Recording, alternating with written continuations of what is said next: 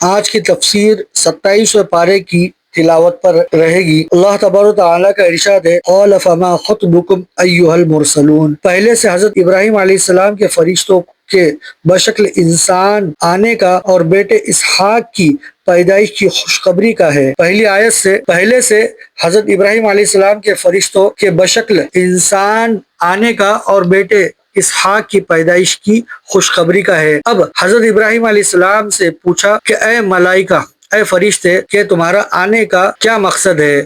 تو جواباً فرشتوں نے کہا، ہم مجرمین پر پتھر برسانے کے لیے بھیجے گئے ہیں، گویا قوم لوط پر عذاب نازل کرنے پر معمور ہوئے ہیں۔ پھر قوم موسیٰ اور فرعون کا ذکر فرمایا گیا، اس کے بعد قوم عاد، قوم سمود اور آخر میں قوم نوح کا واقعہ بیان کیا گیا۔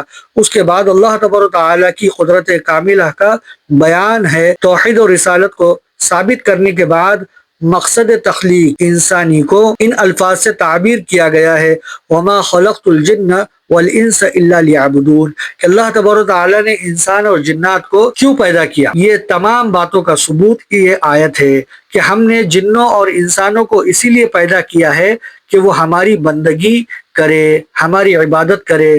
ہم سب کو رزق دینے والے ہیں اور کسی سے بھی ہم رزق کے طالب یعنی طلب گزار نہیں ہیں۔ اس کے بعد سورہ طور شروع ہوتی ہے۔ منکرین قیامت کو تنبیہ فرمائی گئی ہے کہ وہ ایسا سخت وقت ہوگا کہ آسمان اور زمین لرز رہے ہوں گے، پہاڑ روئی کی گالوں کی طرح اڑ رہے ہوں گے، کفار کو دوزخ کی طرف ڈھکیلا جا رہا ہوگا۔ وہ دن جھٹلانے والوں کے لیے سخت عذاب کا دن ہوگا۔ نادان اپنی نصیحت کرنے والے اور ہدایت چاہنے والے پیغمبر کو دکھ پہنچاتے ہیں اور ان کے متعلق بے بنیاد باتیں کرتے ہیں۔ دراصل منکرین فطرتاً ہی شریر بدمعاش ہے۔ اے نبی، آپ صبر کیجئے، ہم آپ کے ساتھ ہیں۔ اس کے بعد سورہ نجم شروع ہوتی ہے۔ اللہ تعالیٰ اپنے پیارے نبی کے معراج شریف کا واقعہ بیان فرماتے ہیں کہ پورے سفر میں نہیں بھولے اور نہ ہی بھٹکے۔ آپ اللہ تعالیٰ کے اتنے قریب ہوئے کہ صرف 2 کمان کا فاصلہ رہ گیا، جبکہ اس سے بھی کم۔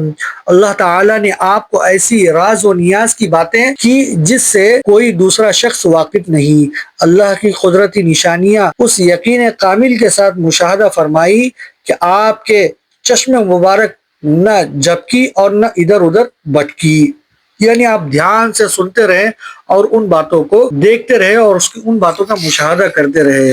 اللہ تبارک تعالیٰ کا ارشاد ہے کہ اے لوگو، تم سفر معراج کی صداقت پر اپنے پیغمبر سے جھگڑتے ہو۔ یاد رکھو، تمہارا پیغمبر تم تک صرف وہی باتیں پہنچاتا ہے جن کی ہم نے ان کو وحی فرمائی ہے۔ اپنے خواہش سے اپنے منہ سے کوئی بات وہ اپنے منہ سے اور اپنی خواہش سے کوئی بات نہیں نکالتے۔ وما ينطق عن الهوى ان هو الا وحی یوحى، دل سے باتیں گڑھنا یہ کافروں کی عادت ہے، ہمارا پیغمبر وہم و گمان پر نہیں چلتا۔ اس کے بعد سورہ قمر شروع ہوتی ہے۔ چاند کے 2 ٹکڑے کرنے کا واقعہ اس میں بتلایا گیا ہے اور کفار کو شکست کی نشانی قرار دیا ہے۔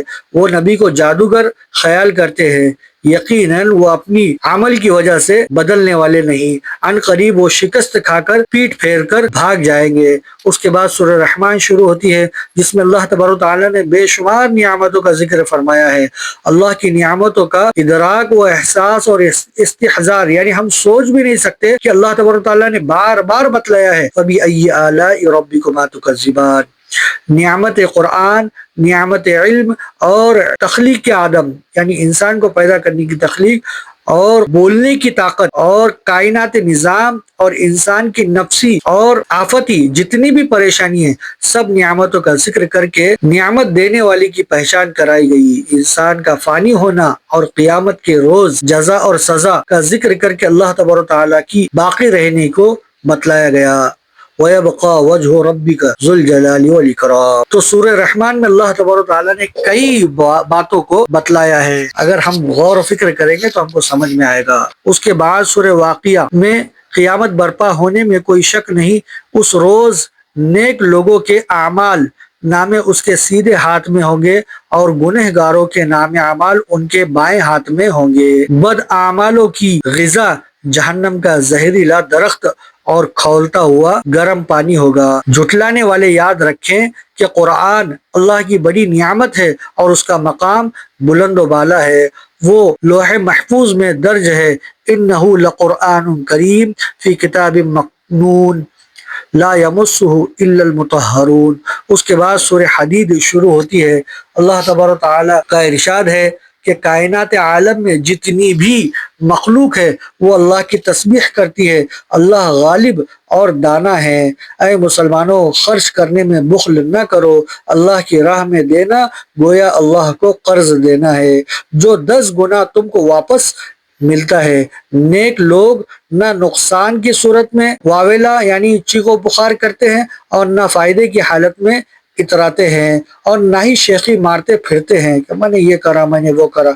انہی لوگوں میں اعمال کے اعتبار سے صدیق و شہید بھی ہوتے ہیں۔ اور اہل کتاب خوب سمجھ لے کہ فضل و کرم صرف اللہ کے اختیار میں ہے، وہ جسے چاہے جتنا عطا فرمائے۔ قال رسول اللہ صلی اللہ علیہ وسلم من قام لیلۃ القدر ایمانا واحتسابا غفر له ما تقدم من ذنبہ۔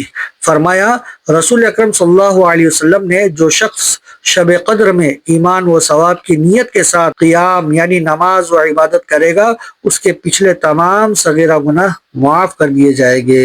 اللہ تعالی ہم سب کو عمل کرنے کی توفیق عطا فرمائے۔ السلام علیکم ورحمۃ اللہ وبرکاتہ۔